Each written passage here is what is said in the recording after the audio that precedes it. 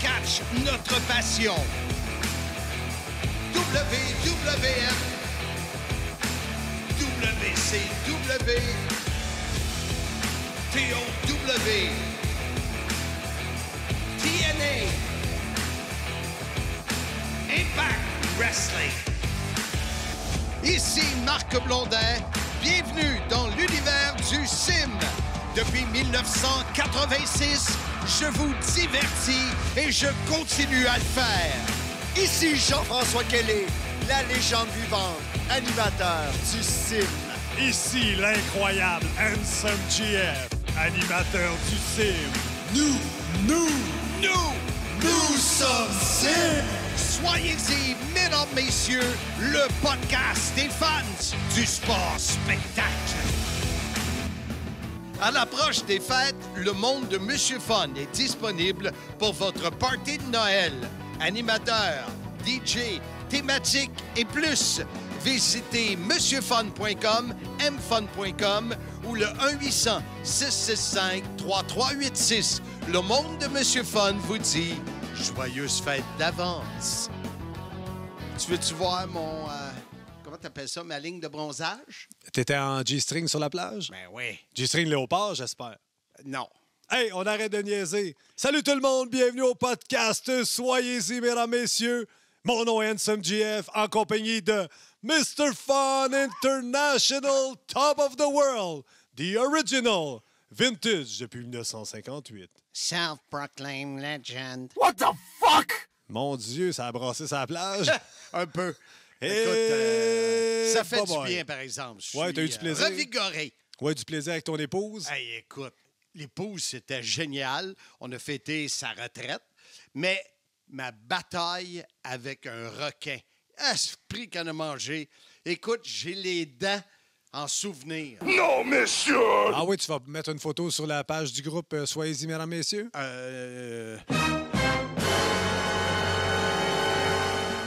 Aujourd'hui, on va parler des meilleurs combats à vie.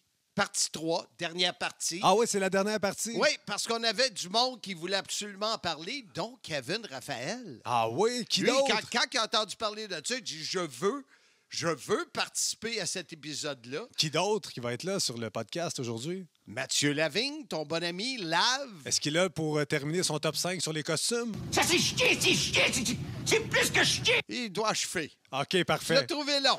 Non, mais certains auditeurs m'ont dit qu'ils avaient trouvé son top 5 long. Ben, Mais moi, je trouve ça intéressant, bon. par Je contre. trouve ça Très bon. intéressant. Tu sais, il y en a un, là, M. Chouinard, qui... Gino Chouinard, on le non, salue. pas Gino.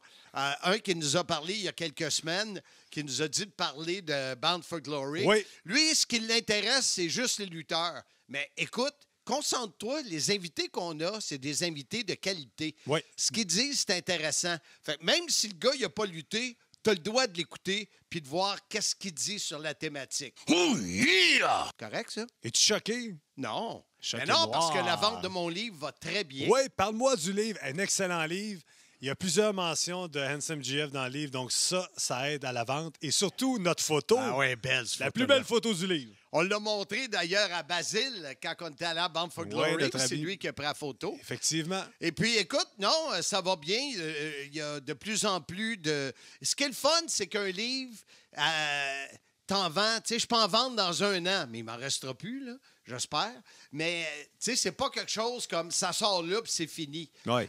Et la période de Noël s'en vient. D'ailleurs, à la fin novembre, dans quelques semaines, nous allons faire un épisode sur les livres de la lutte.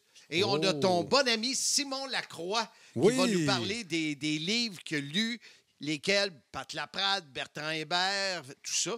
Mais oui, pour revenir, ça va bien. Les premiers envois sont partis en Belgique, en France. Fait que je suis pas mal où ce que je pensais je serais à cette date-ci. Donc, la francophonie est au rendez-vous pour le livre. Oui. L'Afrique, est-ce que l'Afrique a commandé des livres? Je n'ai pas envoyé un en Afrique encore. Pas encore, mais je pense que ça s'en vient. là. L'Afrique, on a beaucoup d'auditeurs d'Impact Ouais. Wrestling en Afrique. Là. Oui, oui, oui. Fait Les que, fans de Marc Blondin, là-bas, il y en a. Là, À tonnes. c'est fou. Ben oui. Incroyable. Oh, non, non, non, non. Le meilleur combat, on a eu plein d'invités, on en a nommé plein, mais on n'a jamais eu ce que toi, Handsome GF, c'était quel ton meilleur combat à vie?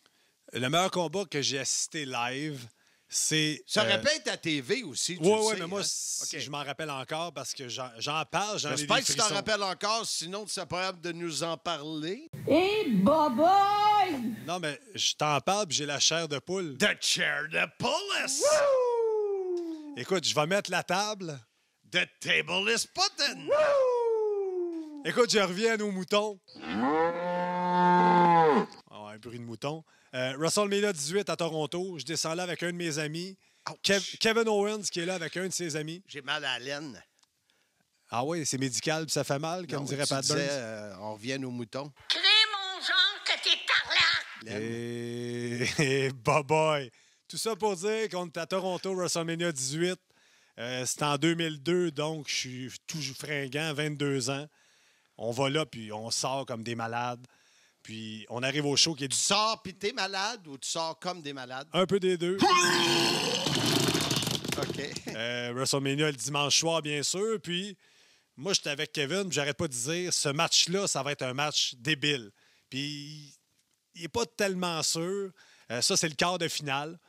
Puis dès que Rock et Hogan sont rentrés dans le Skydome, je pense que ça s'appelait Skydome à l'époque, maintenant c'est Rogers Center, c'était électrique. Les gens étaient debout, ont crié. Moi, j'ai perdu la voix. Kevin a perdu la voix. On en avait quasiment mal à la tête tellement on a crié. C'était pas à cause de la boisson de la veille? Non. Écoute, je suis un professionnel. Là. Je sais sortir puis je sais m'hydrater, surtout. C'est surtout aller pisser souvent. Également. Mais pas pendant ce match-là, parce que juste la structure du match, c'était pas ce qui était le plus électrisant au niveau des manœuvres, de la haute voltige, mais tu sais, du bon storytelling. Là. La magie. Ça a commencé avec... Ils se regardaient, puis ils regardaient la foule, puis la foule réagissait, puis il y avait des chants de Rock, Hogan. Puis juste, ça a commencé avec des lock-up. Comment tu dis ça en français? Prise de contact. Prise de contact. Épreuve de force. Épreuve de force, prise de contact. Puis là, je pense que c'est Hogan qui avait poussé Rock en premier, puis il l'avait refait, puis l'autre avait poussé l'autre, puis ça avait mis la table jusqu'à la fin où Rock avait gagné.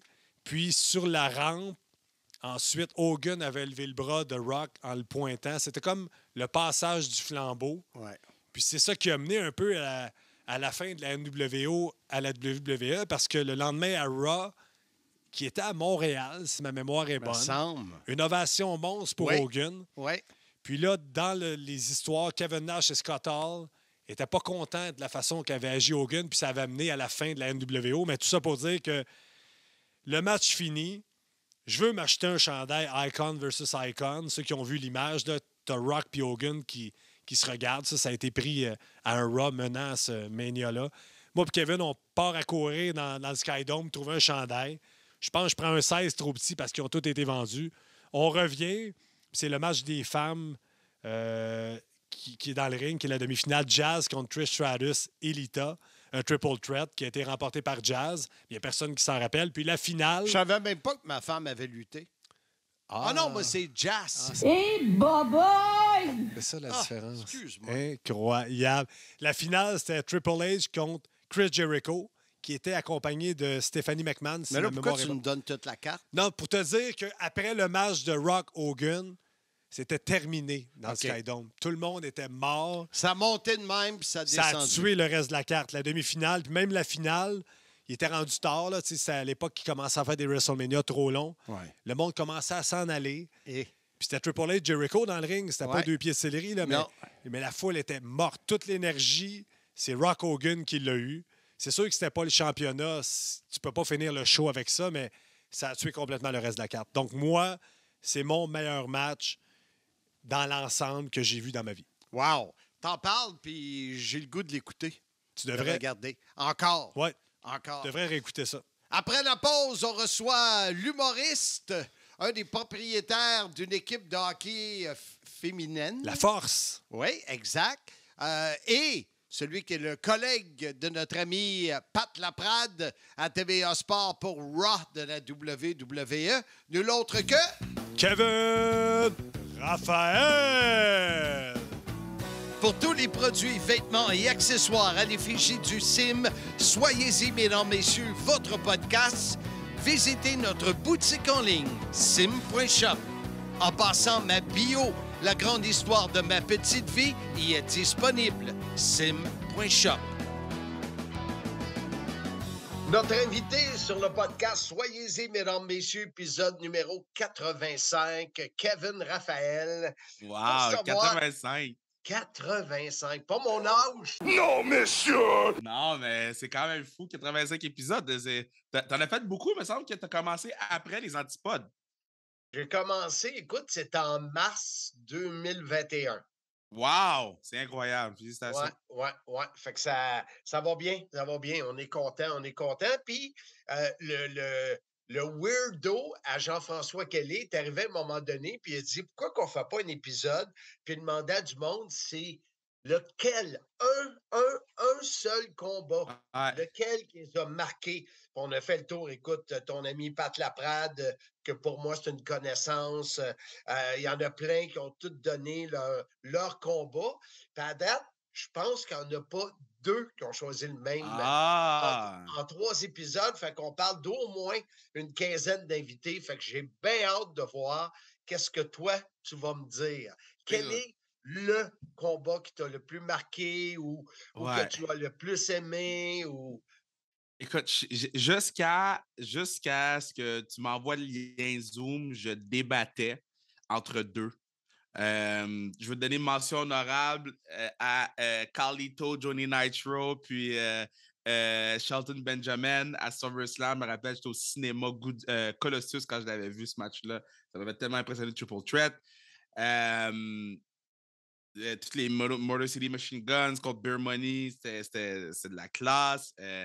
Écoute, à AEW, on a vu des Match of the Year, Match of the Decade. Excuse-moi, mon chien capote un peu. Théo, non. On en a eu beaucoup, mais je dois... C'est drôle, excuse. Fallait que tu te dises ça parce que Théo jappe, puis moi, habituellement, c'est Kelly qui jappe. Théo, en ce moment, il me regarde avec des gros yeux. Il va aller dehors. On va y aller tantôt. Même affaire, Jean-François. Attends. Garde ta laisse. Juste pour aller aux toilettes, s'il vous plaît. Ça peut attendre. Reste habillé en cuir noir. Oh, God. Fait que là, non, donc moi, j'hésite entre 2 matchs. Le match entre Shawn Michaels et Undertaker, leur premier. Ce match-là, pour moi, c'est un bon mix de storytelling, un bon mix d'habilité athlétique. Puis, tu sais, c'est une histoire qui a été construite à travers des années. Là. On parle du match de retraite de Shawn Michaels, donc sa carrière au complet qui était étalée sur 20-25 ans. On parle de la streak d'Undertaker qui, à ce moment-là, je pense qu'il était rendu à 21-22 ou je ne vais pas dire le chiffre parce que je ne vais pas me tromper. Mais on parle de ces storylines-là sont basées sur des décennies de lutte pour culminer à un match. Puis il était en confrontation avec Owen contre Brett à WrestleMania. Moi, je suis un fan de Owen Hart. Je pense que je suis le plus gros fan de l'histoire de l'humanité de Owen Hart. Je trouve qu'il n'y a pas beaucoup de matchs, que c'est des sans faute. Et ça, c'en est un. Sur un aussi gros stage. Le fait que Bret Hart il revienne après dans le main event pour devenir champion. Le storyline de ce storyline-là. Là, tu me parles-tu de 2 combats? OK, là, il faut que j'en choisisse un. T'as-tu shifté de Undertaker à Owen? Essayer de m'en passer une petite vite. OK, je vais faire le choix. Puis c'est très fluide. OK, puis le mercredi 5 octobre, à 12h37, mon choix, c'est Taker Shawn. OK. Ça se peut que demain, ça change. Mais en ce moment, c'est ça. Puis pourquoi ça serait ça? Ce combat-là, pour toi, qu'est-ce que ça t'a fait? C'est que il y a tellement eu d'histoires entre les deux. J'étais assez vieux pour apprécier la qualité de lutte, mais aussi pour lire Internet puis savoir c'est quoi les backstories de ces affrontements-là. Quelle année qu'on t'sais, parle, Kevin? Quelle année? Oh my God, je pense que c'est WrestleMania 25. Je vais aller, pendant que je parle, je vais taper en même temps. WrestleMania 25, Taker versus Shawn. Je pense que c'est ça. D'après moi, tu parles en même temps, mais tu parles ce que tu tapes sur l'ordinateur. Ben ouais, c'est ça. Donc, instant classique. Puis tu sais, c'est aussi quand il est arrivé tu sais, Shawn Michaels est arrivé du ciel en blanc, Taker est arrivé du sol en noir. Puis ce match-là aurait dû être le main event. Je pense que tout le monde est au courant de ça. Là, M'as-tu dit l'année? M'as-tu répondu? Ah, je t'ai répondu WrestleMania 25, il n'y a pas l'année. L'année, c'est. Ah! L'année, c'est WrestleMania 25. Attends. Taker, la streak était 17-0. La streak. Okay. 2009. C'était 2009. T'as quel âge en 2009? En 2009, je viens de finir le secondaire. Fait que j'ai 17-18. OK. Puis 17-18, c'est quand même un âge où souvent on change nos priorités ou nos goûts changent. Fait que toi, tu étais vraiment embarqué encore à plein dans la lutte WWE, là. Ah, moi, on n'a jamais arrêté d'écouter la lutte, nous, à la maison. Puis je me rappelle, c'est drôle qu'on parle de ce match-là, anecdote. Véronique Cloutier faisait son émission « Votre beau programme ».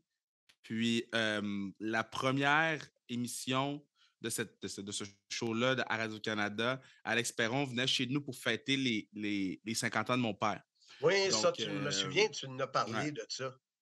Et je me rappelle... Quand Alex Perron, la grand-mère, quand il a dit « Bon, on va fermer ça », puis elle l'a regardé, puis là, il n'a pas dit un Christine mot, puis il écoutait la lutte. Ben, dans cette soirée-là, le match qui ne voulait pas fermer la télévision, c'était Shane contre Undertaker dans le Hell in a Cell. Puis c'était comme WWE Network qui enlignait plusieurs matchs de Taker à WrestleMania.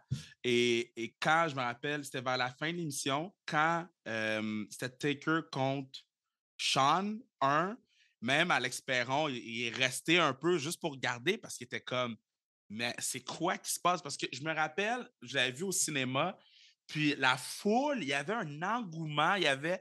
Tu sais, comme quand tu tapes un peu de même, là, mais on pouvait sentir ça à travers la foule, à travers le cinéma. C'est rare que le cinéma réagissait autant. Ça réagissait tout le temps au cinéma, mais autant, c'était... Puis tu sais, dans les deux cas, on pouvait penser que Shawn allait prendre sa retraite ou que Taker allait perdre son streak. Fait que les deux cas étaient plausibles. C'était deux gros cas possibles. Ouais. Puis, ça se défendait. Puis, c'était les débuts des podcasts aussi, tu sais, dans 2009, 2008, 2009, 2010. Puis, je me rappelle, j'écoutais Live Audio Wrestling de l'or. Puis, ça s'ostinait qui va gagner. Puis, c'est rare dans le monde de la lutte qu'il y a encore de l'ostinage sur qui va gagner parce que c'est plausible que les deux gagne, tu sais. Ouais. Donc, non, moi, c'est vraiment mon match. Puis le spot, quand Shawn Michaels, il est un peu récalcitrant, puis qu'il dit « Ah ouais, fais-moi là », puis tu sais, dans le Taker veut pas être celui qui va finir la carrière de... Ouais, mais ça fait référence à Shawn contre Ric Flair l'année d'avant, à WrestleMania 24, où Shawn, il dit « I'm sorry, I love you », puis il plante le couteau dans le cœur, puis il plante le couteau dans le cœur de tout le monde. Puis c'était ça aussi. Puis aussi, Shawn, ça a toujours été un de mes favoris. Mon numéro 1, c'est Owen Hart.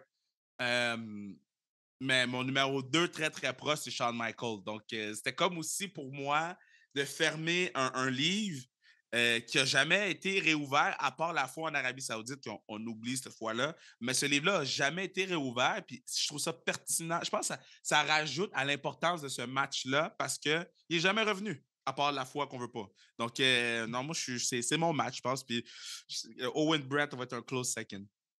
Quand, au début de l'entrevue, un des premiers mots que tu as dit, c'est l'histoire.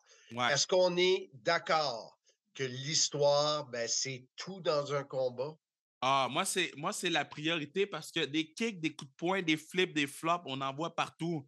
Dans toutes les compagnies, tu sors de l'école de lutte, tu es capable de faire des flips, mais de raconter une histoire puis d'aller chercher l'émotion chez les gens, de les amener avec toi, de les faire crier, pleurer, chanter, n'y a pas beaucoup de lutteurs qui ont cette habilité-là.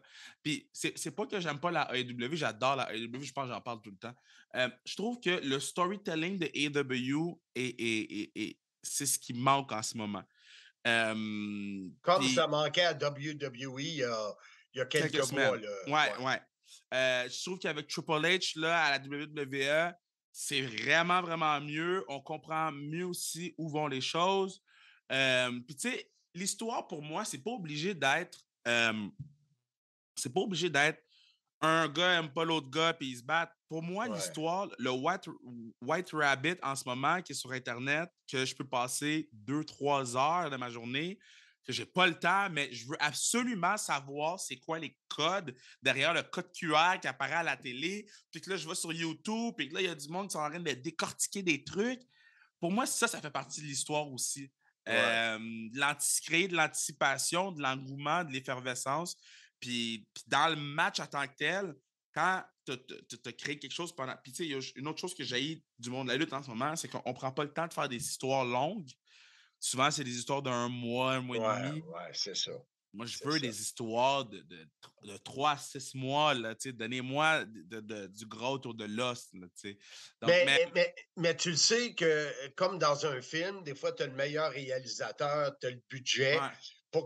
Mais il faut que l'histoire, la performance soit livrée par les acteurs. Et dans notre cas, à nous, les acteurs, c'est les gars dans le ring. T'sais. Exact. Puis, tu sais, quand tu as des pros comme. Puis, tu sais, j'aurais pu mentionner Okada puis Omega, le Time Limit, qui était vraiment, pour moi, le meilleur match à New Japan que j'ai jamais vu. Okada Ospreay. Il y a beaucoup de matchs que tu te dis, hey, ces matchs-là, c'est dans les meilleurs matchs que j'ai vus de ma vie. Mais l'histoire ne peut pas suivre l'histoire de Taker Shawn ou de Owen contre Brett. C'est des matchs exceptionnels. Puis dans le match, le storytelling du match est exceptionnel. Mais l'effervescence, que je suis assis là, puis là, je suis comme, OK, Brett avait dit, je ne vais jamais me battre contre mon frère. Et là, ça se passe. On est à WrestleMania.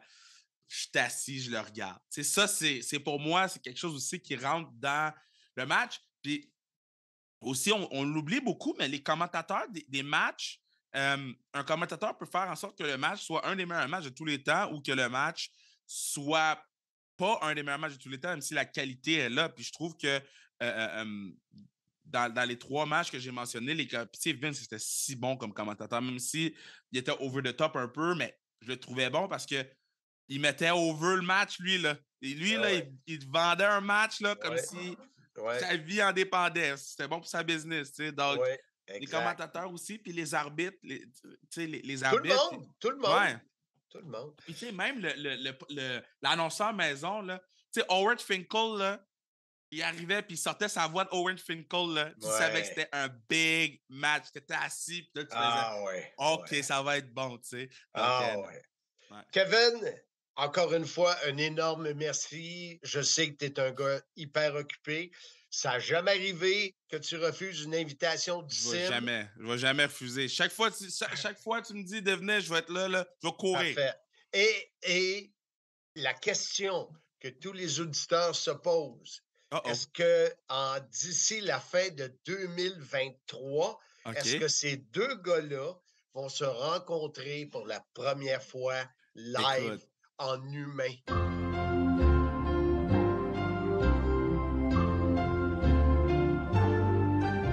J'aimerais ça. Avant la fin de 2023, j'espère que c'est possible. Là. Il reste quand même 14 mois, mais oui, j'aimerais vraiment ça. Là. Ça n'a pas donné avec le livre. Moi, ça me fait capoter. J'ai l'impression que je parle à un chum de longue date. Jamais. Mais c'est fou, rencontré. Hein? C'est vrai, c'est fou. Mais c'est sûr qu'on. Là, maintenant qu'on peut sortir dehors et qu'on ne sera pas retourné en dedans, là, la vie reprend pour vrai et ça va être le fun. Là.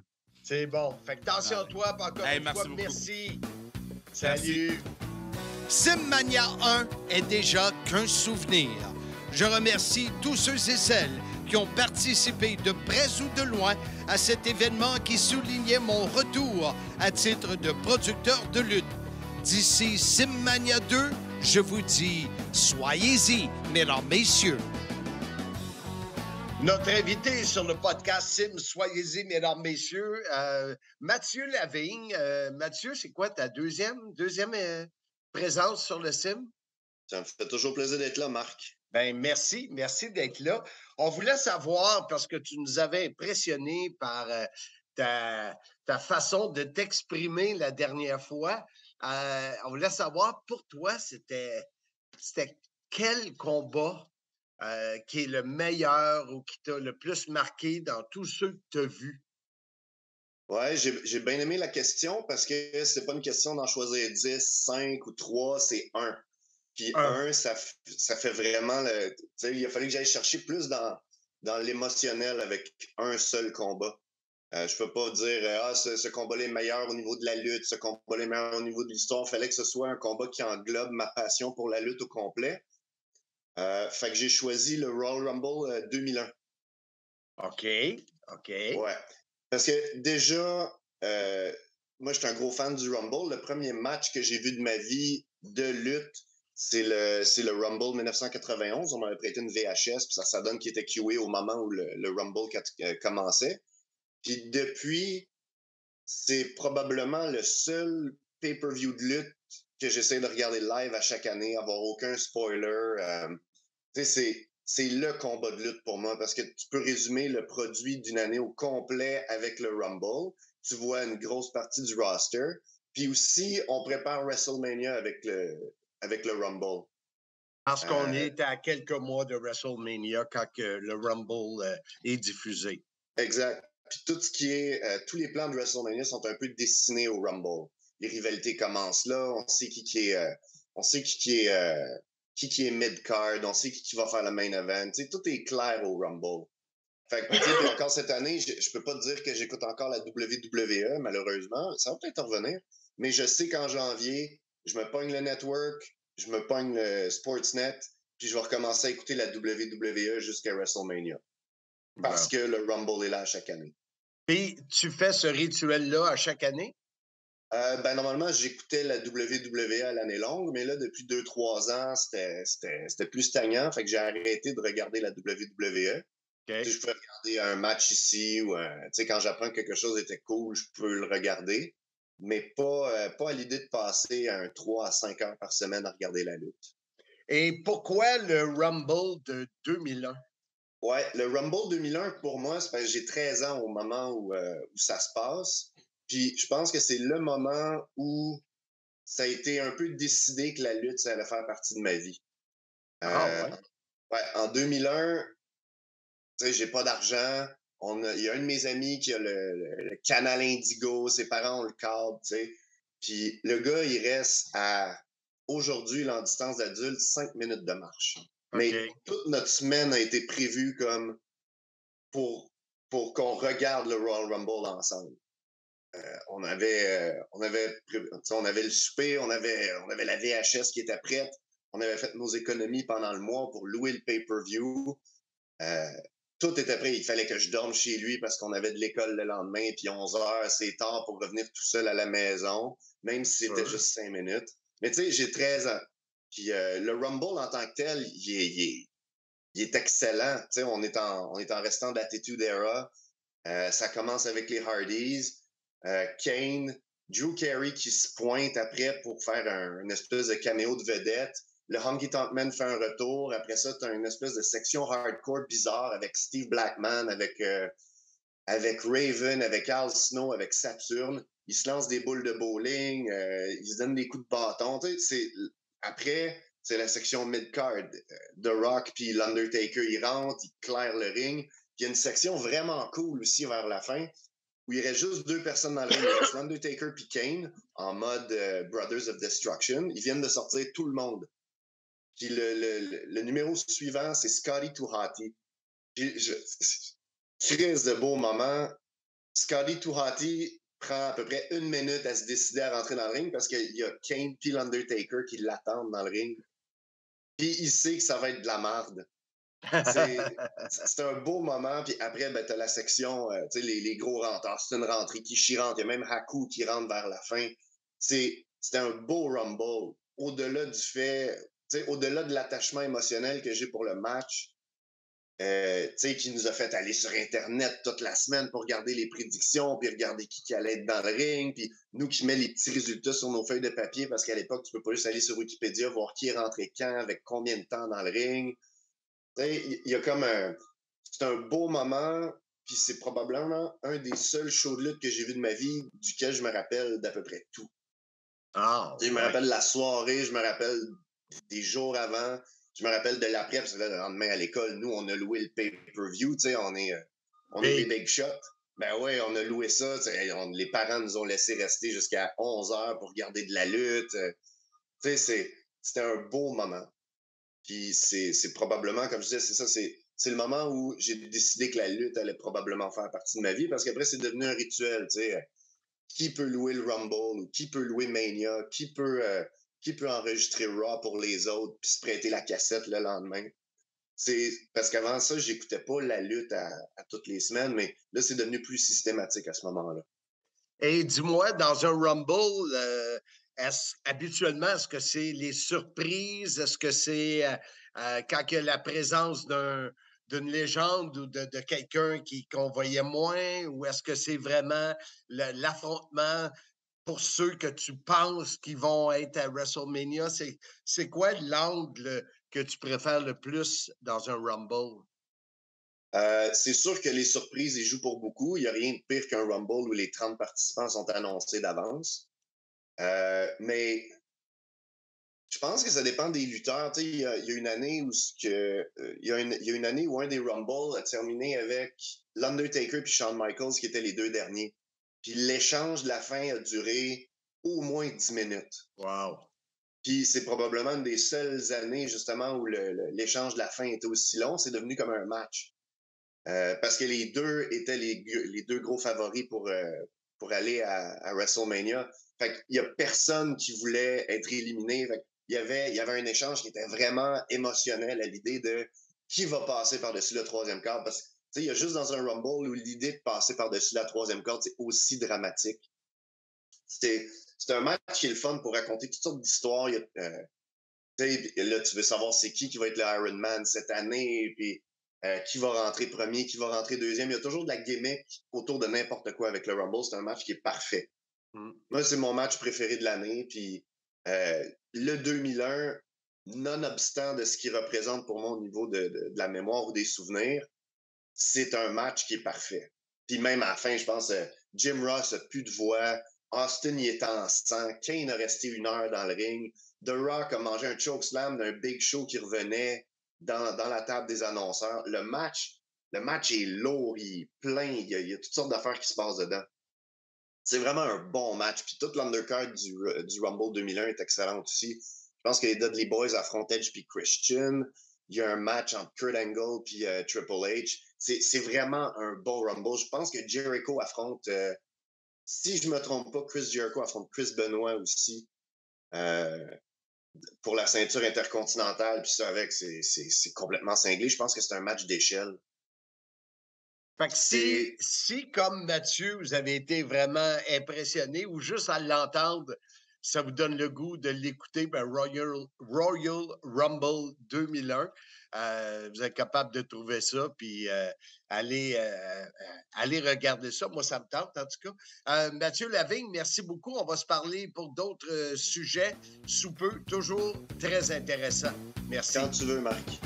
Avec l'arrivée de l'automne et ses belles journées colorées, dégustez ma bière, la Bière Messieurs, offerte par la microbrasserie Noire et Blanche de Saint-Eustache.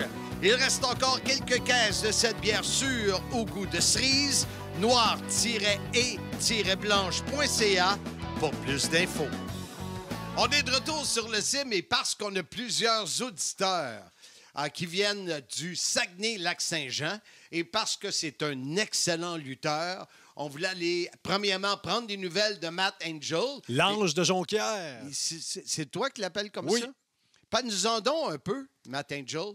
Écoute, un des meilleurs lutteurs au Canada, fait de la haute voltige, raconte de belles histoires, une belle énergie du feu. Il est en ce moment beaucoup à la NSPW à Québec avec Marco Estrada puis Travis Toxic. Les Intouchables. Il vire la place à l'envers à toutes les places qui luttent, Matt Angel. Un des top, top, top. Oui, et on est content de le recevoir sur le Soyez-y, mesdames, messieurs. Et il fallait lui demander à lui aussi, quel est ton meilleur combat à vie que tu as vu, soit à la télé ou live? Et voici l'entrevue qu'on a concoctée avec Matt Angel. L'ange de Jonquière. Alors, tel que discuté au début de l'épisode, Matt Angel est notre invité sur le Soyez-y, mesdames, messieurs. C'est dommage, je ne le voyais pas. Il est resplendissant, souriant. Il manque un peu de bronzage, mais à part ça, ça a l'air d'être correct. Comment ça va, Matt? Ça va super bien. Merci de m'inviter sur ton podcast, Marc. Ça me fait plaisir. On voulait te demander à toi aussi, c'est lequel combat que tu as vu ou que tu as assisté live, que tu as vu à la télé, qui est ton combat préféré? Un seul. Ben moi, mon combat préféré, c'est un combat de la Ring of Honor en 2005. Je me rappelle plus c'était où exactement que ça se passait, mais c'était Samoa Joe contre Kobashi. Moi, ce combat-là me fait capoter chaque fois que je l'écoute. Tu sais, comme ça pourrait je pourrais tomber dans le The Rock Hulk Hogan si on parlait de la WWE, mais moi, c'est vraiment Ring of Honor. Ce combat-là me fait capoter. Deux gars qui se battaient. On aurait dit une vraie bagarre. Moi, ça me faisait halluciner bien raide. Je le réécoute des fois. Mais tu l'avais vu où, ce combat-là? Ben moi, je l'ai pas vu à la TV live, mais je l'avais vu sur YouTube quand il avait sorti après ça. Là. Puis à ce moment-là, j'ai capoté bien raide. Là. Et puis l'as-tu vu beaucoup d'années après 2005? Non, quelques années. Je suis même pas sûr que c'est quelques années après. Là. Je commençais à écouter la lutte indépendante à cette époque-là. Là. Fait que ça devait être 2006 ou 2007 que j'ai vu ce combat-là. T'avais quel âge? Ah, j'étais jeune. Je vais avoir 12 ans à peu près. Ouais. T'avais même pas de bouton. Non, pas encore. Je n'ai jamais eu. Une belle peau, c'est moi. bon, c'est bon. Une belle peau. Et ce combat-là, Matt, qu'est-ce qui fait, à part que c'est comme ça avait l'air d'une vraie bagarre de rue, qu'est-ce qui fait que ce combat-là t'a marqué parce que tu dois en avoir vu des milliers? Ben moi, c'est vraiment la foule. À ce moment-là, tu sais, moi, ce qui me fait le plus triper dans la lutte, c'est la foule. Fait qu'à ce moment-là, la foule était complètement disjonctée. Tu sais, je veux dire, de voir une foule disjonctée à WrestleMania, on était habitué à ça. Tu sais, d'un combat de Rock Hulk Hogan, on s'attend à ça. Mais dans la lutte indépendante, c'était quand même assez rare qu'on avait des foules qui étaient si bruyantes. Et pour ce combat-là, c'était hallucinant.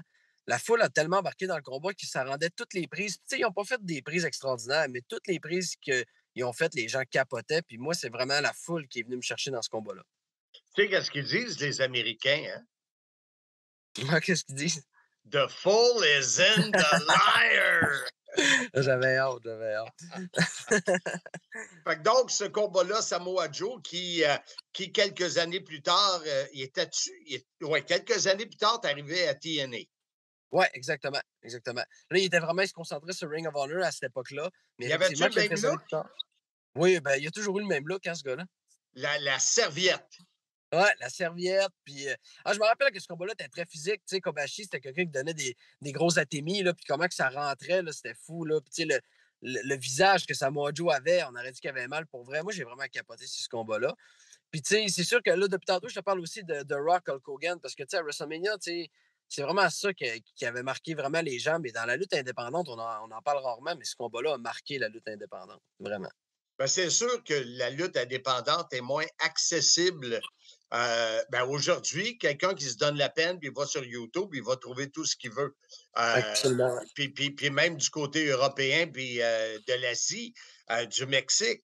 Mais dans ce qui était le traditionnel auparavant, si tu ne l'avais pas à RDS ou encore à TV, ben, tu ne le voyais pas, puis tu ne connaissais pas ça. Non, puis tu sais, je peux pas dire que je trouvais ça bon, la lutte indépendante. C'est ça qui était spécial. C'est que, tu sais, moi, la lutte indépendante, je trouvais pas ça bon parce que j'étais habitué à un produit qui était rodé, qui était solide, comme la WWE offrait. Ou même à l'époque, la TNA offrait aussi quand même un produit qui était assez solide.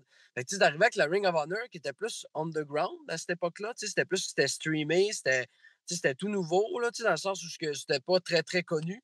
Puis là, j'ai vu ce combat-là, j'ai fait « Wow, OK, là, ça, c'est un game changer, là. » Ça, on vient de rentrer. Tu sais, je n'étais pas habitué de voir un combat aussi physique non plus. Là. Moi, j'étais habitué à voir des angles de caméra, des personnages, etc.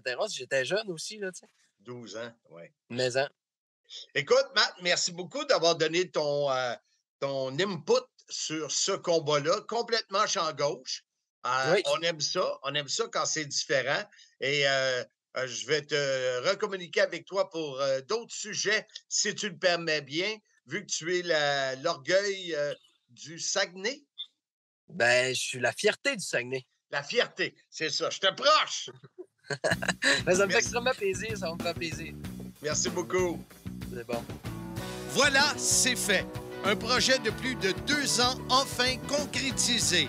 Ma biographie, Soyez-y, mesdames, messieurs, la grande histoire de ma petite vie, coécrit par Bertrand Hébert, est maintenant disponible en ligne au sim.shop. Marc, quand tu m'as parlé que tu voulais faire une 3e partie sur le meilleur combat, j'étais un peu sceptique en disant, écoute, les gars des Boys vont nous appeler en disant qu'on essaie trop la sauce, mais ça valait la peine parce que les entrevues que tu as eues, c'était vraiment intéressant. Oui, parce que c'est chaque amateur de lutte a son combat préféré. Ouais. Puis, à un moment donné, quand tu reçois des appels des invités qui veulent participer sur ton podcast, c'est dur de dire non. Fait que là, on a bouclé la boucle. Hey, c'est bien dit, Hein? ça. N'est-ce pas? Hey, parle-moi donc de la semaine prochaine au podcast. Qu'est-ce qu'on a au menu? Écoute, on est dans le mois de novembre. Le mois de novembre, c'est un mois sombre. C'est probablement le mois que tout le monde déteste le plus. Tu as bien sûr le jour du souvenir et c'est le mois des morts. On l'appelle comme ça. Ouais. Et une idée de David Jouan. L'incroyable David Oui, Jouan. collaborateur français. Notre collaborateur français préféré. Oui, et le seul. Parce que nous, au CIM, nous sommes international. Je pensais que tu allais dire qu'on est inclusif. Le nous inclusif. Oui, il y a ça. Et on devrait avoir un collaborateur de l'Afrique Oui. un de ces jours. Un jour, quand tu viendras, nous t'en ferons voir de grands espaces. Ah, j'aimerais ça. Soyez patients. Hey, tu m'as allumé, là. J'ai vu Wow! ça. J'ai vu ça. Quel lutteur vous manque le plus? C'est le mois des morts. Dans les lutteurs qui sont décédés, lequel lutteur vous manque le plus? Et la semaine prochaine, on aura plusieurs invités qui vont nous dire qui est ce lutteur que tu aimerais qu'il soit encore là parmi nous. Wow, j'ai hâte d'entendre ça. Ah, j'ai hâte d'entendre ton choix. As-tu hâte d'entendre le mien? Évidemment. Alors, ne manquez pas l'épisode 87. La semaine prochaine, soyez-y, mesdames, messieurs.